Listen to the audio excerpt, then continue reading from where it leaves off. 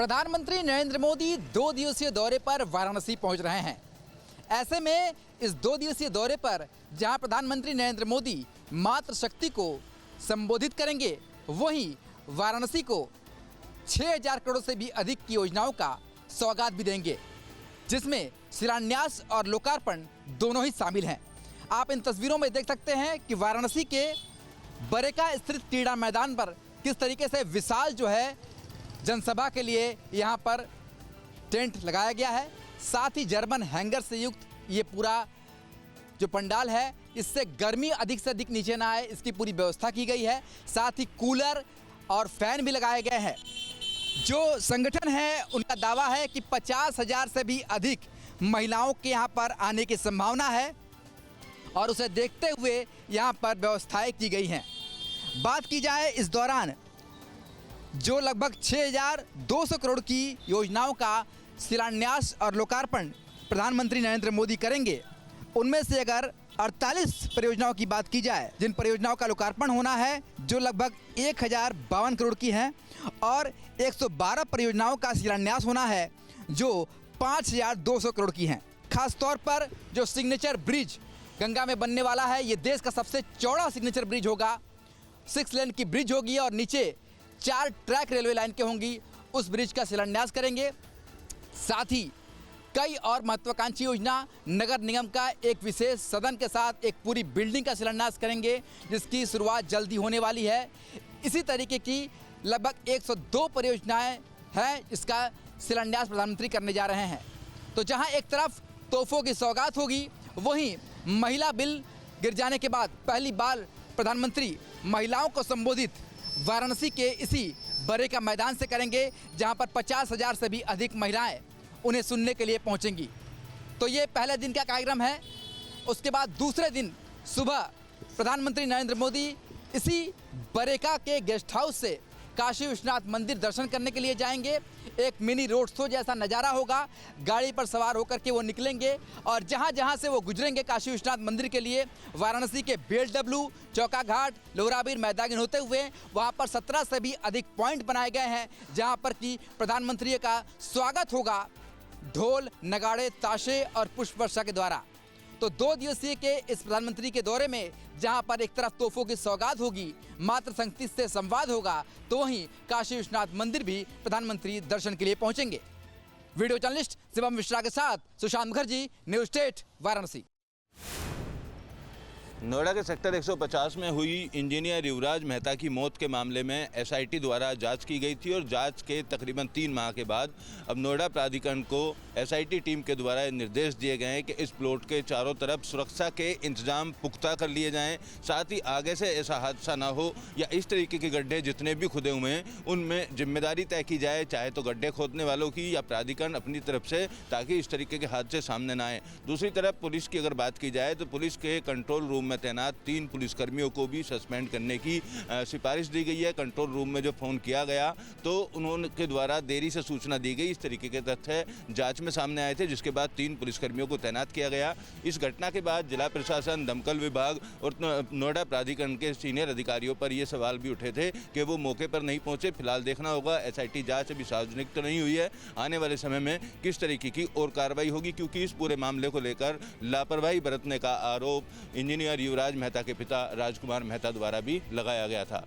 Video journalist Somendra के साथ Amit Chaudhary, news state, Noida. Noida में हुई श्रमिक हिंसा के मामले में नोएडा पुलिस की जो जांच है वो काफ़ी तेज है। मामले में 3 महिला आरोपियों को शुक्रवार को रिमांड पर लिया गया था। 3 दिन की रिमांड रविवार को ख़त्म हुई और इस रिमांड के दौरान पुलिस द्वारा उन महिलाओं से यही पूछा गया कि जिस तरीके के वीडियो वायरल हुए थे, जिस तरीके के व्हाट्सएप ग्रुप बनाए गए थे, उसमें उनकी क्या भूमिका है और जिस वक्त हिंसा हो रही थी उस वक्त वो कहाँ मौजूद थे, इस पूरे घटनाक्रम के पीछे कितने लोग मिले हुए हैं। तो कई अहम जानकारियाँ तीनों महिलाओं से पुलिस को मिली हैं। अब इस मामले में 3 अन्य पुरुष जिनको मुख्य अभियुक्त बताया जा रहा है इस पूरी घटना के, उनको रिमांड पर लिया जा रहा है। आज उसको लेकर जिला अदालत में सुनवाई होगी। इस पूरे मामले में हजारों वीडियो फुटेज, उसके अलावा सीसीटीवी कैमरे पुलिस द्वारा खंगाले गए। यूपी एसटीएफ के साथ साथ नोएडा पुलिस पूरे मामले की जांच कर रही है। इसमें कई संदिग्ध और पुलिस के निशाने पर हैं। जो जांच थी उसमें ये रिपोर्ट आई थी कि अलग अलग राज्यों से कुछ ऐसे लोग इस आंदोलन में शामिल हुए जो नोएडा के श्रमिक नहीं थे और उनके द्वारा अलग अलग जगहों पर मजदूरों को भड़काया गया और तोड़फोड़ और आगजनी की घटना को अंजाम दिया गया।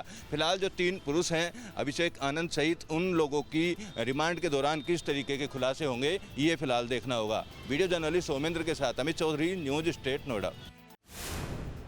नोएडा के जिला अस्पताल में मौजूद हैं। मैं तस्वीर आपको दिखाऊं, जो लाइन लगी हुई है, ये तमाम लोग कुत्तों के हमले के शिकार हैं और एक अस्पताल के अंदर अगर इतनी लंबी लाइन लगी हुई आपको दिखाई दे रही है तो आप अंदाज़ा लगा सकते हैं कि किस तरीके के हालात हैं डॉग पॉलिसी को लेकर शहर में। और जो नोएडा प्राधिकरण जिसकी जिम्मेदारी बनती है इन कुत्तों के हमलों को कम करने के लिए, जो भी ऐसे कुत्ते हैं जो ज़्यादा हमला करते हैं उनको उपचार कराने के लिए, लेकिन वो केवल कागजों तक ही सीमित रह गया है। कुछ लोगों से बात करने की कोशिश करते हैं। कहाँ से आए आप? मैं नोएडा सेक्टर 58 से। क्या हुआ है? वही कुत्ते ने काटा है। किस जगह काटा? ये राइट लेग में। तो ज़्यादा कुत्ते हैं हमारा? बहुत ज़्यादा है, बहुत ज़्यादा। मैं तो जो इनिशियल डिसीजन था ऑनरेबल सुप्रीम कोर्ट का, सीरियसली वो बहुत ही अच्छा था, क्योंकि कुत्तों के लिए शेल्टर मिल जाता है, स्पेशली जो बड़े सिटीज़ है उसमें। नहीं तो आप बिलीव नहीं करेंगे, जब मेरा जो इंसिडेंट हुआ था, दूर भौंक रहा था, पता नहीं कैसे आके पीछे से पकड़ लिया। तो वो लोग जो कहते हैं कि डॉग लवर, उनके लिए तो बढ़िया है बड़ी बड़ी गाड़ियों में घूमना और उनके लिए फ़ाइट करना, लेकिन उन लोगों के लिए देखिए जो रात में दिन में काम करते हैं, मतलब कभी पता नहीं होता है किस टाइम घर से बाहर निकलना होता है। तो ऐसी सिचुएशन चल रही है। आपको क्या हुआ भाई? क्या हुआ है? डॉग बाइट हुआ सर। कहाँ रहते हो? सेक्टर 73 नोएडा। सर आवारा कुत्ता था कैसा? हमारा कुत्ता था। ज़्यादा है? किस तरीके के हालात हैं जहाँ पे काटा? सर हालात तो बहुत गंदे हैं सर, कोई भी कुत्ता होता काट लेता है नियर बाय हमारे। किस तरीके के काटते रहते हैं लोगों को काटते रहते हैं।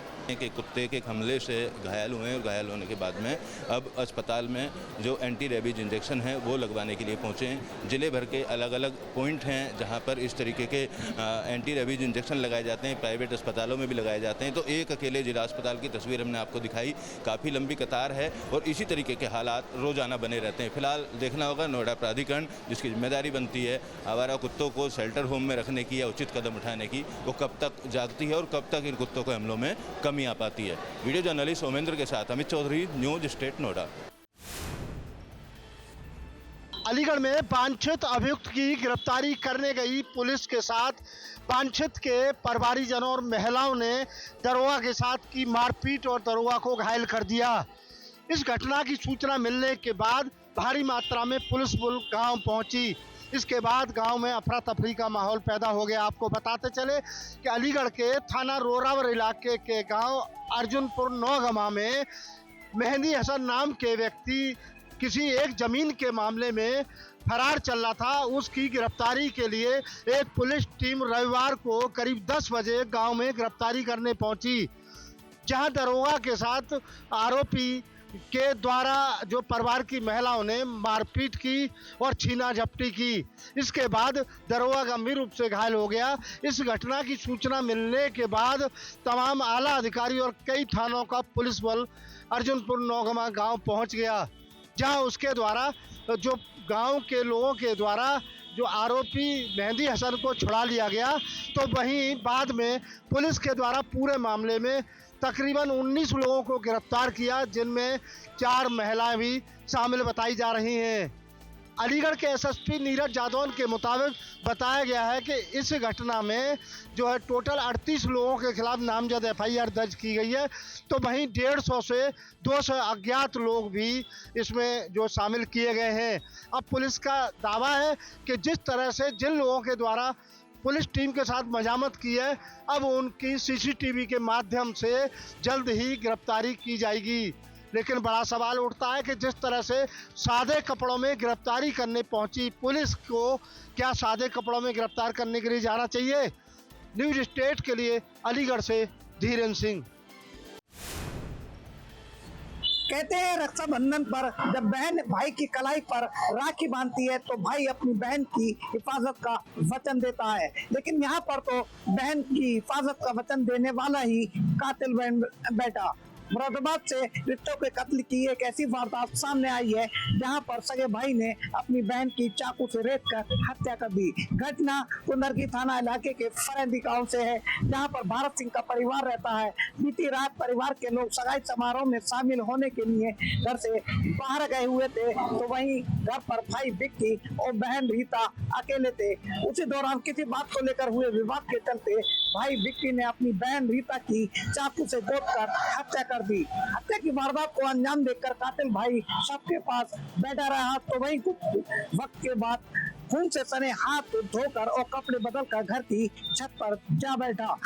भाई ने अपनी चाची को घटना की वारदात की जानकारी दी, तो वही चाची को गुमराह किया कि उसकी बहन की किसी युवक ने हत्या कर दी है। घटना की जानकारी मिलते ही मौके पर पहुंची पुलिस ने शव को पोस्टमार्टम के लिए भेज दिया है, तो वहीं मौके पर फॉरेंसिक टीम को भी बुलाया गया। पुलिस ने आरोपी भाई विक्की को हिरासत में लेकर पूछताछ की, तो पूरी घटना से पर्दा उठ गया। तो वहीं कातिल भाई विक्की ने अपना जुर्म कबूल कर लिया है। अब देखने वाली बात यह होगी कि इस कातिल भाई को कानून क्या सजा देता है। मुरादाबाद से मोहम्मद इमरान, न्यूज़ स्टेट उत्तर प्रदेश।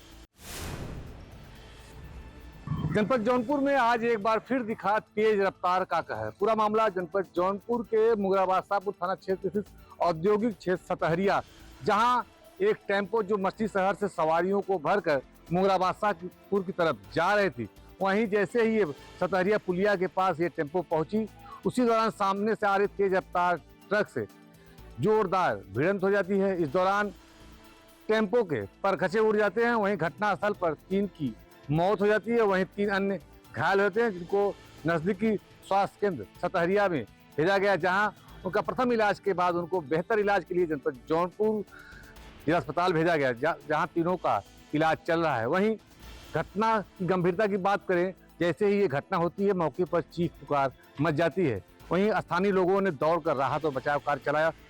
इसके बाद स्थानीय जो सतहरिया पुलिस है वो भी मौके पर पहुंचती है, राहत और बचाव कार्य शुरू कर देती है और रेस्क्यू कर 3 जो घायल हैं उनको तुरंत CSC पास के CSC पर भेजा जाता है और घायलों को जिला अस्पताल भेजा जाता है।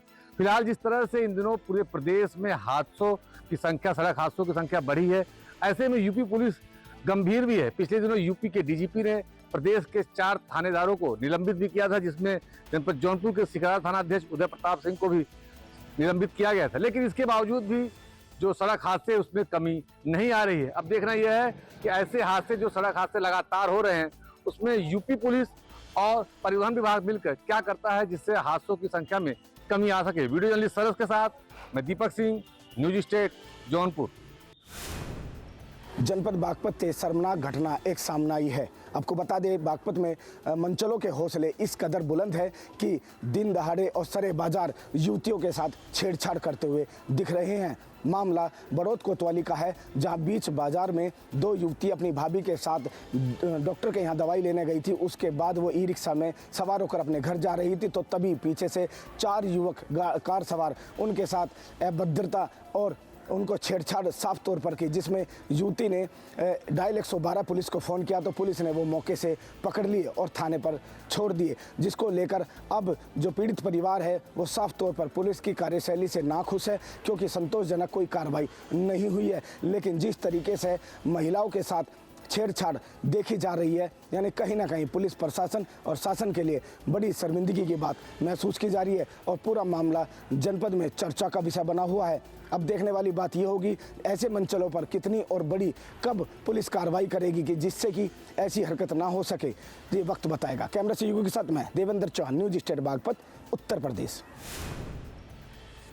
जनपद हापुड़ में एक बार फिर आग का तांडव देखने को मिला है। हम जनपद हापुड़ के पिलखवा कोतवाली क्षेत्र के मोदीनगर रोड पर हैं। आप मेरे पीछे देख सकते हैं कि किस तरीके से जो आग है वो लगातार बढ़ती जा रही है। आग धीरे धीरे झुग्गियों में पहले आग लगी, जिसके बाद आग आसपास के खेतों में लगने लगी और आसपास की फैक्ट्रियों को भी आग ने चपेट में ले लिया। कई दमकल विभाग की गाड़ियाँ मौके पर हैं और आग पर काबू पाने का प्रयास किया जा रहा है। जो लोग आसपास हैं उन्हें वापस भेजा जा रहा है। आप धुएं का गुबार जो है वो देख सकते हैं कि आग कितनी भयानक है और धुएं के गुबार ने पूरा जो क्षेत्र है वो धुएं के गुबार ने घेर लिया है। जो पास की फैक्ट्रियां हैं उनसे भी माल निकाल कर दूसरी तरफ भेजा जा रहा है। हमारे साथ यहाँ मौके पर मौजूद हैं, उनसे बात करने की कोशिश करते हैं। क्या नाम है आपका? अशोक कुमार। तो अशोक जी, क्या आपका गोदाम था ये? हाँ जी, हमारे तो कैसे लगी आग? ये पीछे झुग्गियों में आग लगी थी, लगते लगते सिलेंडर फटे पड़ते हुए यहाँ गोदाम आ गया, हमारे यहाँ गोदाम में लग गया आग। तो कितना नुकसान हुआ होगा? आसपास कितने? कई करोड़ का माल है। कम से कम भाई साहब में 600 गांठ हमारी ट्रांसपोर्ट में और 900 गांठ यूनाइटेड में। 70 लाख रुपए करीब मेरे गोदाम में आग नुकसान है। कोई जान का भी नुकसान हुआ है? जान का कोई नुकसान नहीं है। जान का तो सोमवार अभी काम चालू नहीं होता, बच गया। तो आपने देखा कि करोड़ों रुपए का जो नुकसान हो चुका है इस समय तक आसपास की फैक्ट्री वालों का। दमकल विभाग की कई गाड़ियां मौके पर हैं और आग बुझाने का प्रयास किया जा रहा है। आप देखिए किस तरीके से जो माल है वो फैक्ट्रियों से बाहर निकाला जा रहा है, जिससे अगर आग तेजी के साथ बढ़ती है और आग फैलती है तो उस माल को पूरी तरह से बचाया जा सके।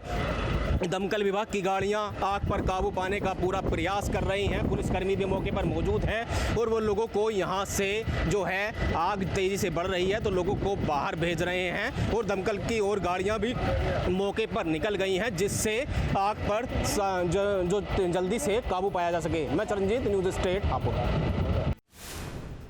वृंदावन के विश्व प्रसिद्ध बांके बिहारी मंदिर आज फिल्म अभिनेता गोविंदा पहुंचे। गोविंदा आज धार्मिक यात्रा पर वृंदावन आए हुए थे। इस दौरान बांके बिहारी के उन्होंने दर्शन किए और वहां पर उन्होंने पूजा अर्चना की, जिसके बाद मंदिर के सेवायत गोपी गोस्वामी की गद्दी पर अभिनेता गोविंदा पहुंचे, जहां सेवायत गोपी गोस्वामी ने उन्हें अंग वस्त्र और प्रसादी भेंट की।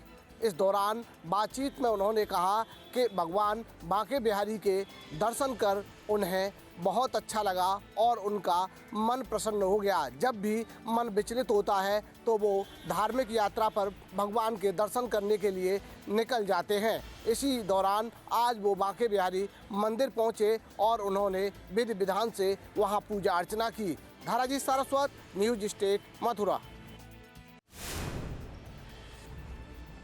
संसद और विधानसभाओं में महिलाओं के आरक्षण को लेकर जो जद्दोजहद पिछले दिनों लोकसभा में देखने को मिली थी और संविधान संशोधन बिल भी गिर गया था, उसी को लेकर के भाजपा शासित राज्यों में एक एक दिन का विशेष सत्र बुलाया जा रहा है।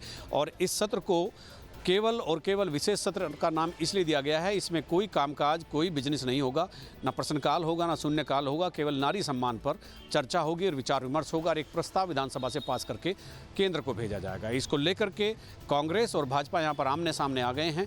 भाजपा सरकार ने इस सत्र को बुलाया है, ये 28 अप्रैल को इस सत्र होगा और कांग्रेस ने अपनी डिप्लोमेसी अलग से तैयार की है। वो इस बात पर अड़ेगी जिस तरह से जो भी एक रास्ता, जो भी एक योजना लोकसभा के लिए कांग्रेस ने बनाई थी, वही राज्यों की विधानसभाओं में भी जहाँ जहाँ वो विरोधी दल है वहाँ पर वो उसी योजना पर आगे बढ़ेगी। और वो इस बात पर जोर देगी कि जो अभी मौजूदा सिनेरियो है सीटों का, उसी में महिलाओं को आरक्षण दिया जाए। लेकिन दूसरी तरफ भाजपा ने भी और ट्रेजरी बेंच ने भी पूरी तैयारी कर ली है और उन्होंने कहा है कि महिलाओं के आरक्षण के विरोध में कांग्रेस और विपक्ष ने वोट डाले हैं, इसीलिए ये महिला विरोधी हैं। अब देखना ये है कि 28 अप्रैल को हो रहे उत्तराखंड विधानसभा के विशेष सत्र में किस तरह की योजनाएं बनती है। अपने सहयोगी कैमरामैन सुनील कुमार के साथ न्यूज स्टेट के लिए देहरादून से अजीत सिंह राठी। बुंदेलखंड का बांधा गर्मी के लिए तो वैसे ही हर साल जाना जाता है। जैसे ही गर्मी आती है तो बुंदेलखंड के बांधा में, यूपी की बात करें तो यूपी में बांधा सबसे ज़्यादा गर्म रहता है। लेकिन इस बार की बात करें तो जैसे कि ये अप्रैल का माह है जो कि गर्मी की शुरुआत का महीना माना जाता है। अब जो कंडीशन यहाँ अप्रैल में है वह लोगों को भारी परेशानियाँ दे रही है। जैसे कि अप्रैल माह से ही 45 से लेकर 47 डिग्री तक तापमान गया है। जैसे कल की हम बात करें तो कल 47.4 यहाँ का तापमान आंका गया था और आज भी लगभग वही तापमान 45 से 47 के बीच का है। हम बात करें तो इस समय हम प्रमुख चौराहा महाराणा प्रताप चौक पर उपस्थित है और आपको दिखा दें जहाँ पर सैकड़ों की तादाद पे भीड़ देखी जाती है, वहाँ पे इक्का दुक्का लोग ही दिखाई दे रहे होंगे और जो लोग भी हैं वह मुंह में गमछा बांधकर, कैप लगाकर, चश्मा लगाकर किसी प्रकार से अपने गर्मी से बचाव कर रहे हैं। बात करें इस भीषण गर्मी को देखते हुए जिलाधिकारी बांधा अमित आसेरी ने कल एक मीटिंग बुलाई थी जिसमें CDO, EO और CMO जैसे अधिकारी मौजूद थे और जिलाधिकारी ने उनको दिशा निर्देश दिए हैं कि किसी भी दशा में लोगों को इस भारी और भीषण गर्मी से बचाव किया जा सके। और जिलाधिकारी का आम जनमानस से भी अनुरोध किया गया था कि किसी भी दशा में आप अपने आप को भी बचाएं, क्योंकि सरकारी तंत्र जो कर रहा है वो तो कर ही रहा है, लेकिन आप स्वयं से अपने आप को सुरक्षित रखें। 12 से लेके 3 बजे तक, 4 बजे तक आप घरों से बाहर न निकलें। जिलाधिकारी द्वारा निर्देश मिलते ही आपको हम दिखा दें कि यहाँ महाराणा प्रताप चौक पर जो भी लोग आने वाले हैं उनकी भी व्यवस्था की गई है, ताकि रुकने के साथ साथ यहाँ पे आपको कूलर की हवा भी मिल सके और घरों में पानी रखवाया गया है, जिससे कि लोगों को शुद्ध और ठंडा पेयजल उपलब्ध हो सके। जो भी लोग आते हैं जिनके पास कोई सुविधा नहीं है, तो इस प्रकार से कल से प्रशासन भी मुस्तैद हो गया है और लगातार इस भीषण गर्मी से बचाव के लिए प्रयास जारी कर दिए हैं कि जो भी मजबूरी बस घरों के बाहर निकल रहे हैं उनको सुविधा मुहैया कराई जा सके। Akhilesh Tripathi, news state, Banda.